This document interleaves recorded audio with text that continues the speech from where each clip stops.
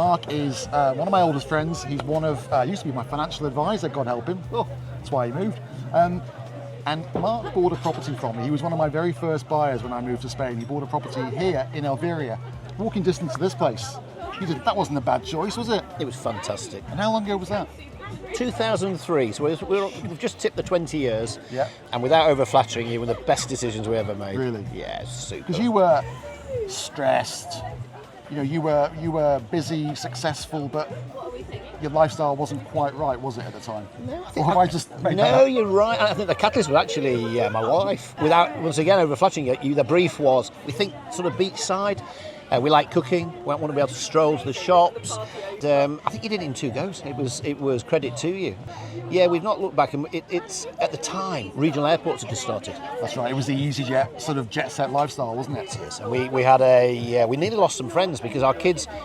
We had 3 children who were young then, but when we didn't come with them, I think we used to do the red-eye morning flight on the Thursday, and then get the late Monday. And we thought we'd had 10 days. We just lived on the beach here. I remember you saying you used to go back after like that 4 days away, 5 days away, and people used to say, "God, you've been away for 2 weeks, and you Full look of ourselves. amazing." And you Suntan, bouncy, and everyone said, you might want to keep your story to yourself. Yeah, because there is a bit of jealousy, isn't there? If people know you're jet setting to Marbella every month. Yeah, and interestingly, if you remember, we had a lot of people, friends, acquaintances, some through work, said, "Oh, I want to do that." They did the same thing. And then in some cases, people didn't realise that actually they want to go on. Sometimes it's horses for courses. They want to go on holiday and not replicate home. The joy now is that respectively the kids at 30, 28, 25, the joy they have of the place, infectious. But they don't want to go with mum and dad, do they? And it depends about who's carrying the visa. But I mean, our daughter, she was out the other day. She's in marketing and loves London, but with company blessing. What was fascinating was, so she gets up in the morning, does this fantastic beach, has a swim, does a bit of yoga, whatever, does a day's work. Let's say you're clocking off 5:30ish. Then of course you get the evening. Yes. Goes back to work. And almost got criticised for looking too well. Yeah, and for doing too much work. Absolutely. No, But it's credit to amazing. the place. So your kids have grown up here. You've had the same place here for 21 years. Indeed. Have you ever had any itch to move? No, interesting you say that. I once made a comment that if I had the Euros, I'd buy a villa rather than the 3-bedroom apartment that you put us into. Because we like entertaining, and anyway, we didn't have the Euros, or we didn't do it. But a friend of mine who's a very cute developer, he said, just wait until the kids get a bit older. You won't want to, for you, Mark, you won't want to do that. Because what happened was, as they got older and we entertained their friends or our family, we rented similar apartments in the block. Okay. And we used to, let's say we were hosting at a restaurant or at home, say, right, supper or lunch is this time, and you get the best of your family and your friends. And if they want to go and have a Barney or relax, they go off to their own place. Yeah. And so that lock up and go suited us fantastic. So no stress, no hassle. And not going to the supermarket every day to reload with the beers and the food and all the rest of it. So it's worked very well. That's sometimes a problem with a villa. You kind of buy a massive space and you can't fill it, apart from maybe 2 or 3 times a year. But this is what other apartments or hotels are for, isn't it? And if you do that, you find out actually you haven't got the friends you thought you had. So I hedged my bets. It turns out we've got a few friends. They want to come over. Yeah. Now I know this place particularly is very important to you, isn't it? This beach and this restaurant here. This is kind of where it all started. Well, this is where it all started for me and for you really, because I used to live in the same area. This is a great setup here, isn't it? Do you use it? Hugely. And if we, and I'm only pulling your leg, but in the days, your routine for anybody who got off from the UK was bring them down to this beach, which, in my humble opinion, is just get your shoes off. Get your shoes off. Get a gin and tonic in your hands, and welcome. That's not how I get people to buy properties. I mean, where we are now. If we went back in time, it's always been a fantastic place. But to watch how this has evolved from a delightful little Chiringuito into an internationally renowned restaurant. But the beach, it's a great beach. It's a cracker, and whether it be out of season or full season. Funny enough, I've just got I think only the Spanish can do it. When they come, mob-handed as a family on a Sunday, gazebo, backgammon, little people, old people. they just know how to use a And they beach. invite you along. And Big then, time, You know, big come time. and have some of ours. That's great. Get chatting to the fishermen. Yeah. Never seen any catching him, but So that's you've great. got into golf recently, big time, haven't you? Now that you've got a little bit more time on your hands, and you're still using this place. Maybe the grown-up kids are coming as well now and again, but you and your wife have got into golf, Yeah, and this is golfer's paradise.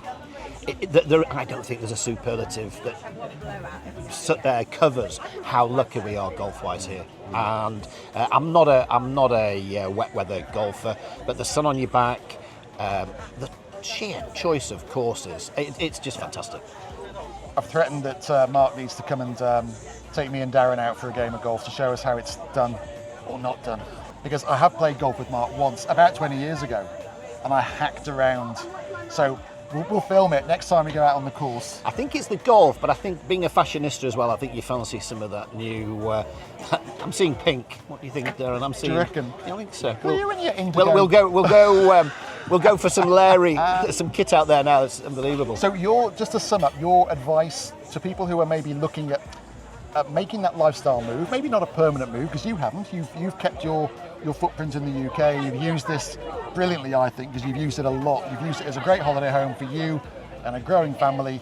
Would your advice be to people in a similar position, do it, or would you have any hesitation? No, I'll endorse it all day long.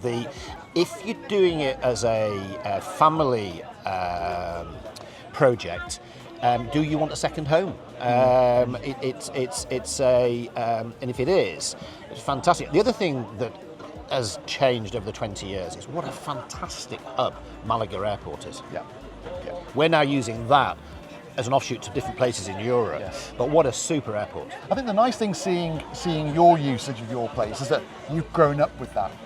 So the kids have grown up, they've had great times here, the kids are now getting into their own lives, but you and your wife, you're still enjoying it, but in a different way, and you're exploring different things. That's really lovely, because sometimes, these places, they run out of steam, don't they? And you kind of think, I don't need my place in Spain anymore, I'll just come on holiday. But you've actually... It's a really good point. I think I'm not embarrassed to say we partied hard and enjoyed the beach.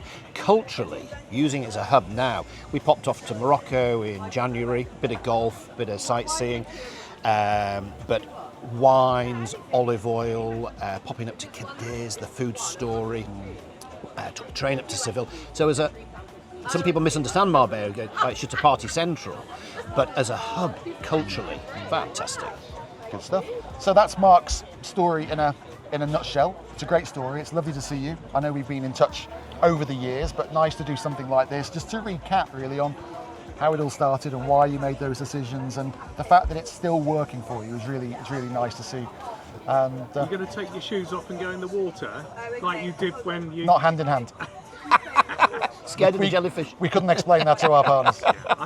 So, Darren, you've dragging us down to the beach with my mate Mark, and I'm dressed for work. I've got my briefcase with me. I've got to get your shoes off. Mark's got his off. But I've got the whitest feet in the world. Look at them. Oh! Hang on. What your followers might not know Yes. is that, so I come down there, you walk that way and carry on. You can get to Porto Banús. But what's gorgeous is that every 300 metres there is a bar, There is. so you're not going to dehydrate. So when people take 10 hours to walk down to the beach, it's because they're doing a bar hop. And it is a beautiful beach. Right, come on. Are we singing magic moments? Do I need a knotted hanky on my head? Look, right, do you know, right? I've lived here for 20 years and you've got an email. No, people have said I've got model feet. I could be a foot model. Yeah, they're good liars. But they're white as heck. My wife said if she'd seen my feet before she married me. You've got massive feet. Oh, Big are yes. your toes? Oh, they're big, yeah. How big are Right. your toes? Let's just get in a sea. It's like a David Attenborough. Darren.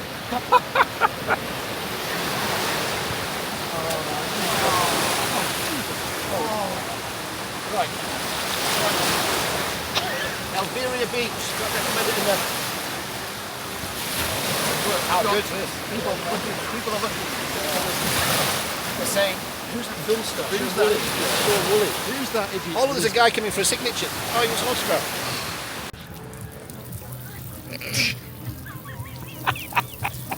Going absolutely everywhere. You've got to go to the bank now, you know that.